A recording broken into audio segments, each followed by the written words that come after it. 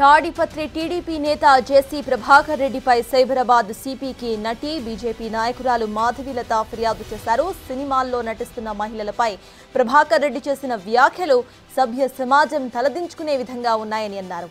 ఆయనపై కఠిన చర్యలు తీసుకోవాలని సిపిని కోరారు. ఆవిడ ఇప్పటికే మా అసోసియేషన్లోనూ జేసీపై మాధవీలత ఫిర్యాదు చేశారు.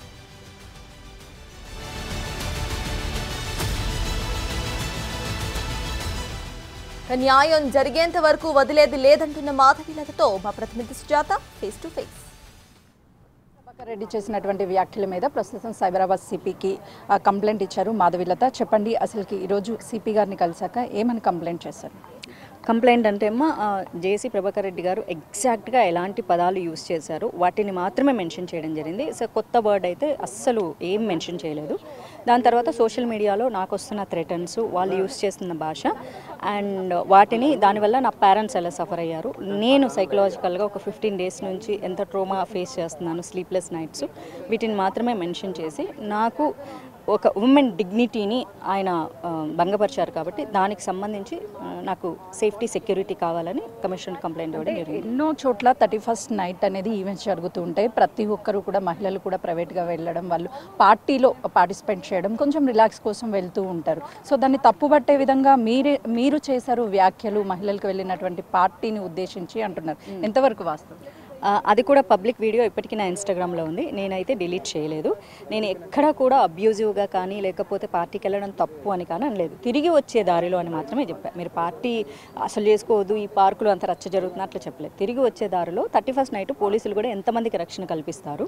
సో కాబట్టి మీరు జాగ్రత్తగా సేఫ్గా మీ కమ్యూనిటీలు చేసుకుంటే బాగుంటుందని ఎప్పట్లాగే ఒక అవేర్నెస్ వీడియో చేశా. కానీ అది ఇంత రచ్చ చేస్తారు, ఇంత బూతులు తిడతారని నేను కళ్ళు కూడా ఊహించుకోలేదు. ఎందుకు పర్టికులర్గా జేసీ ప్రభాకర్ రెడ్డిని మెన్షన్ చేస్తూ అదే పార్టీకి సంబంధించి ఎందుకు వీడియో చేయాల్సి వచ్చిందంటే, ఒకవైపు మీ ప్రాపర్ అక్కడ కాదు అని చెప్పేసి కామెంట్స్ వస్తున్నాయి, మరోవైపు మీ నియోజకవర్గం కాదు, అసలు మీకు ఎలాంటి సంబంధం లేదు, ఎందుకు పర్టికులర్గా మెన్షన్ చేయాల్సిన అవసరం వచ్చింది? ఓకే అమ్మా, ఇజ్రాయెల్ పాలస్తీనా కొట్లాడుకుంటే భారతీయులు ఎందుకు న్యూస్ వేసుకుంటున్నారు? అసలు హక్కులు లేవు కదా. సో మనం దేని గురించైనా మాట్లాడే హక్కు ఉంది మనకు.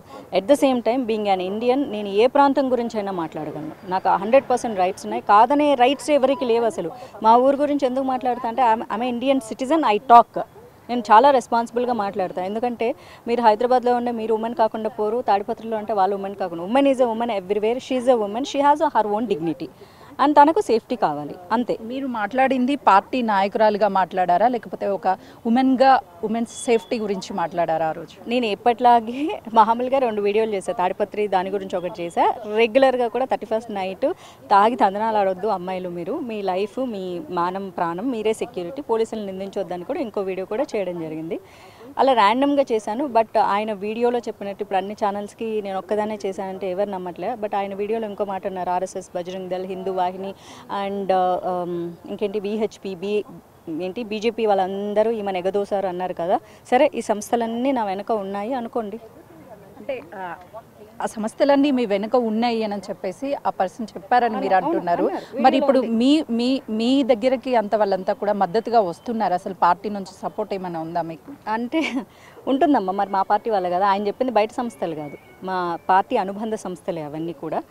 సో కాబట్టి ఆయన ఉన్నాయి అనుకుంటే 100% ఉన్నాయి, సంస్థలన్నీ ఉన్నాయి. ఎవరు కూడా అఫీషియల్గా మీడియా ముందుకు వచ్చి మీరు తప్ప ఈరోజు కంప్లైంట్ ఇవ్వడానికి కావచ్చు, లేకపోతే ఎక్కడ పార్టీకి సంబంధించినటువంటి ఏ వ్యక్తులు కానీ, సినీ ఇండస్ట్రీకి సంబంధించినటువంటి ఏ వ్యక్తులు కానీ ఎందుకు ముందుకు రావడం లేదు? అంటే ఒక ఫ్యామిలీ పార్టీ అన్నా కూడా, లేకపోతే మూవీ ఇండస్ట్రీ అన్నా కూడా ఒక ఫ్యామిలీ అంటారు. మీ మీద మాట్లాడినటువంటి మాటలు కూడా చాలా పదజాలం అనేది చెప్పుకున్న విషయాలన్నీ కూడా మాట్లాడారు. ఏం చెప్తారు? మా అసోసియేషన్కి కంప్లైంట్ ఇవ్వకుండా అన్న ప్రతి ఒక్కరి దగ్గరికి డోర్ కొట్టయితే వాళ్ళు మాట్లాడారు. కంప్లైంట్ ఇస్తే స్పందిస్తారు. మొన్న నేను కంప్లైంట్ ఇచ్చాను, వాళ్ళు స్పందించారు. నేను అడిగింది స్పందించమని, ఖండెమ్ చేయమని అడిగాను, వాళ్ళు ఖండెమ్ చేశారు అంతే. ఎందుకంటే వాళ్ళకి అది కరెక్ట్గా అనిపించింది. కరెక్ట్ అనిపించకపోతే నిజంగా అందరూ అనుకున్నట్లు మాధవీలతను సినిమా ఇండస్ట్రీ వదిలేసినట్టు నువ్వు ఎవరో మాకు తెలీదు అనేవాళ్ళు కదా. అలా అనకుండా ఖచ్చితంగా వాళ్ళు ఖండెమ్ చేశారు అంటే సినిమా అమ్మాయిలను అనకూడదనే బాధ్యత తీసుకున్నారు కాబట్టి వాళ్ళ నోటీస్ తీసుకెళ్ళడం వల్ల స్పందించారు. ఇకపోతే మా పార్టీ వాళ్ళు అంటారా, మీరు ఇప్పుడే కాదు ఎప్పుడు చూసినా వాళ్ళు బ్యాక్ ఎండ్లోనే ఉంటారు తప్ప వాళ్ళు ఫ్రంట్కి రారు. Front you fight, we will be there for you అని చెప్తారు. ఇప్పుడు మీ కరెక్ట్గా మీకు ఇచ్చేటప్పుడు కూడా ఒక ఫోన్ వచ్చింది, అది మీరు అనుకున్న మా వివిధ క్షేత్రాల నుంచే ఫోన్ వచ్చింది, అయిందా పని అని. అంటే ఎందుకు అసలుకి ఒక వాడకూడనటువంటి మాటలు వాడుతూ జేసీ ప్రభాకర్ రెడ్డి ఎందుకు వీడియో తీయాల్సి వచ్చింది? అది సోషల్ మీడియాలో కావచ్చు, అదేవిధంగా కొన్ని ప్లాట్ఫామ్లో వైరల్ అయ్యింది. ఆ తర్వాత మళ్ళీ తను క్షమాపణ కూడా చెప్పాడు. అంటే అసలు మీ ఇద్దరి మధ్య ఏదైనా సరే రాజకీయంగా ఏదైనా ఉండడం కానీ లేదు అని అంటే ఆ ఊరికి సంబంధించి మీరు గతంలో షూట్ కూడా తీశారు, అక్కడ ఏయో కొన్ని వివాదాలు కూడా ఏర్పడ్డాయి అంటున్నారు, వాస్తవమేనా? షూటింగ్ జరిగింది 2017లో అమ్మ. అప్పుడు నేను ఏ పార్టీలో కూడా లేను. నేను 2018లో బీజేపీలో జాయిన్ అయ్యాను. కాబట్టి రాజకీయాలకు కానీ గొడవలకు కానీ తావే లేదు. ఆయన మొహం కూడా నన్ను ఆ బూతులు మాట్లాడినప్పుడే చూసా. ఎవరైనా అని కూడా అడిగా. అప్పుడు పేరు చెప్పారు. అంతవరకు ఆయన ఫేస్ కానీ పేరు కానీ తెలియదు. అండ్ నేను ఇంత ధైర్యంగా కంప్లైంట్ ఇవ్వడానికి వచ్చినప్పుడు అవును గొడవలు ఉన్నాయని ఖచ్చితంగా చెప్తాను నేను. అందులో అసలు నాకు భయమే లేదు. అవునమ్మా ఇంతకుముందు గొడవలు జరిగినాయి, ఆయన పర్మిషన్ అలాంటిది ఏమీ జరగలేదు. It's highly impossible. I'm Brave enough to speak. ఓకేనా?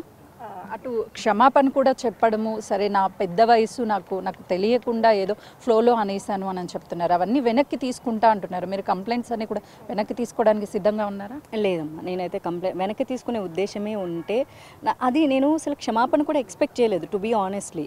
అది మా పార్టీ వాళ్ళు తీసుకెళ్ళడం, చంద్రబాబు నాయుడు గారి దృష్టికి తీసుకెళ్ళడం జరిగింది వెరీ నెక్స్ట్ డే. ఆ తర్వాత వితిన్ 2 డేస్లో మేబీ అందుకే క్షమాపణ చెప్పుంటారు, బికాస్ అలయన్స్ పార్టీలో ఉండడం వల్ల.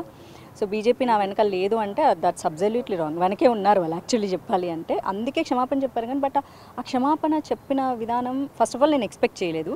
చెప్పిన విధానం కూడా వాళ్ళు ఏదో మళ్ళీ బతుకుదేర కోసం చేస్తూ ఉంటారు అని అనకూడదని మళ్ళీ సేమ్ థింగ్ని ఆయన కన్ఫైన్ చేశారు కదా. సో పబ్లిక్ లీడర్ ఇక్కడ మీరు గుర్తుపెట్టుకోవాల్సింది ఏంటంటే ఒక పాలిటీషియను ఇంకొక ఫీమేల్ పాలిటీషియన్ని లేకపోతే ఒక సాధారణ అమ్మాయిని కూడా అనకూడదు. అది చూసి వాళ్ళ ఫాలోవర్స్ ఈరోజు రైట్ అంటున్నారు. ఆ రైట్ అనే రైట్ ఎవరికీ లేదు. అది ఉండకూడదు అన్న దానికోసం మాత్రమే నా కోసం నేను ఫైట్ చేస్తున్నాను. అంటే ఇప్పుడు అతను ఒక పార్టీకి సంబంధించినటువంటి వ్యక్తి కూడా కాబట్టి ఆ పార్టీ ఏదైనా సరే చర్యలు తీసుకోవాలని మీరు ఏమైనా ఎక్స్పెక్ట్ చేస్తున్నారా? ఫైనల్లీ మీరు సార్తో మాట్లాడినప్పుడు సిపి గారు ఏం చెప్పారు మీకు? దీన్ని మళ్ళీ ఎఫ్ఐఆర్ చేయమని చెప్పారు. బ్యాక్ సైడ్ మన సైబర్ ఏసీపీ గారికి చెప్పి కంప్లైంట్ ఫైల్ చేసిన తర్వాత then will look after this అని చెప్పారు. సో పాసిబుల్ జస్టిస్ చేయడానికి డెఫినెట్గా ట్రై చేస్తామని కూడా చెప్పారు. అది సిపి గారు చెప్పారు. పార్టీ నుంచి సపోర్ట్ 100% ఉందమ్మా. అండ్ చర్యలు అంటే చంద్రబాబు నాయుడు గారు, పవన్ కళ్యాణ్ గారు, అనిత గారు రీసెంట్గానే మంత్ బ్యాక్ మీరు చూసుకుంటే అన్ని ఛానల్స్లో వచ్చింది, మీ ఛానల్లో కూడా వచ్చింది.